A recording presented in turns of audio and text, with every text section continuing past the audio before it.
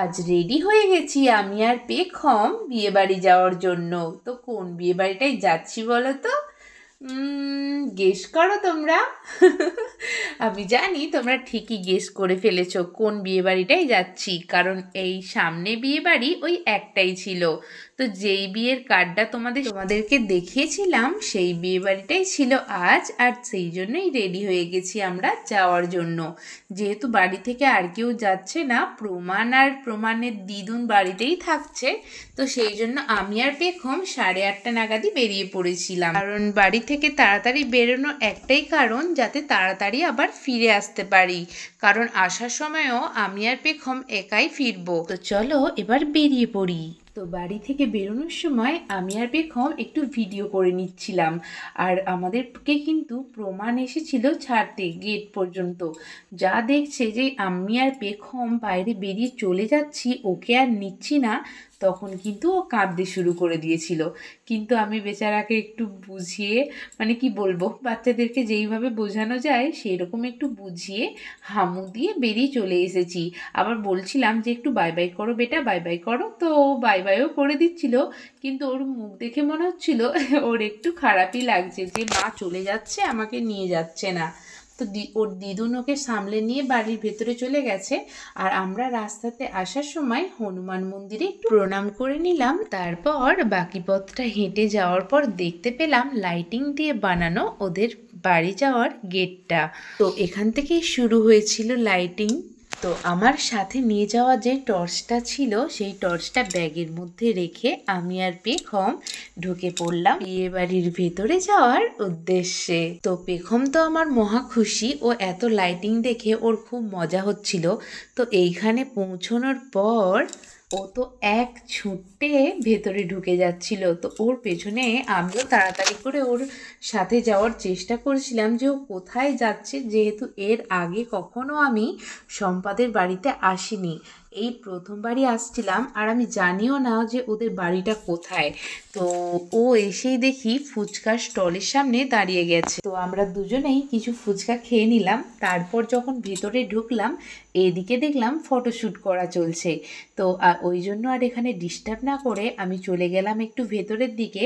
তো ভেতরে যাওয়ার পরই দেখা হয়ে গেল পেখমের সেই বান্ধবীর সাথে, যার সাথে ওর দেখা হয়েছিল সরস্বতী পুজোর দিন, আর ওরা নিজেকে লক্ষ্মী আর সরস্বতী বলে খুব মজা করেছিল। তো ওদের দুজনের গোটা কয়েক ছবি তুলে নিলাম, আর এই জায়গাটার একটু ভিডিও করে নিচ্ছিলাম। দেখো জায়গাটা খুব সুন্দর করে সাজানো হয়েছে, আর এখানেই ওদের বিয়েটা হবে।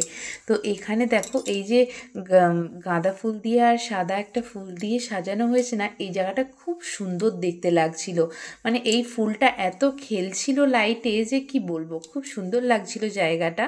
আর এইদিকে দেখো, এইদিকে দেখলাম আজকে আর এক কাণ্ড। আমি এর আগে যতগুলো ভিডিও দেখেছি সবেতে দেখেছি ছেলেরা তাদের বন্ধুর বিয়েতে এই রকমটা করে, কিন্তু এইখানে মেয়ের বিয়েতে কিন্তু মেয়ের বান্ধবীরা এই কাণ্ডটা করলো।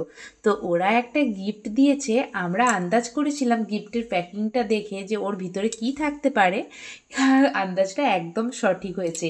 ওর বান্ধবীরা মিলে ওকে দিয়েছিল একটা গিফট প্যাক, যার মধ্যে ছিল খুন্তি, হাতা, ছান্তা।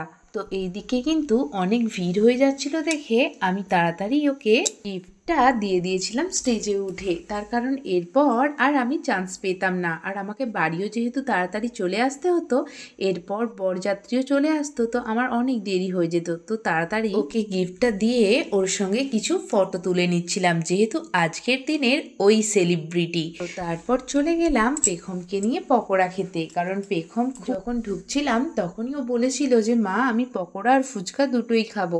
তো ওকে আমি বলছিলাম যে চলো আগে ভেতরে দেখা করে আসি তারপর খাবে, তো সেই জন্য চলে এসেছিলাম। তো পেখমের পকোড়া খাওয়া হয়ে যাওয়ার পর আমরা চলে গেছিলাম খাবার খেতে, কারণ এইদিকে দেরিও হয়ে যাচ্ছিল, সেই জন্য খাবার খেয়ে নিয়ে দেখা করতে যখন গেলাম তখন দেখলাম পিয়া ননদিনী গিফট দিচ্ছে, তো সেই জন্য কিছুক্ষণ দাঁড়িয়ে গেলাম। আর পেখম যেহেতু পিয়া ননদিনীর কাছে যাবে বলছিল, তো সেই জন্য ও স্টেজে উঠে গেছিল, আমি নিজেই ছিলাম। তো ওদের গিফট দেওয়া হয়ে যাওয়ার পর দেখা করে আমরা বাড়ি আসার জন্য বেরিয়ে পড়েছিলাম। তো এই ছিল আজকের বিয়েবাড়ির ব্লগ, যেটা তোমাদের সঙ্গে আজকে শেয়ার করলাম। তো চলো আজকের মতো এখানেই শেষ করছি, আবার আসছি নতুন কোনো ভিডিও নিয়ে। তো সবাই খুব ভালো থেকো, আনন্দে থেকো। আজকের মতো সবাইকে টাটা।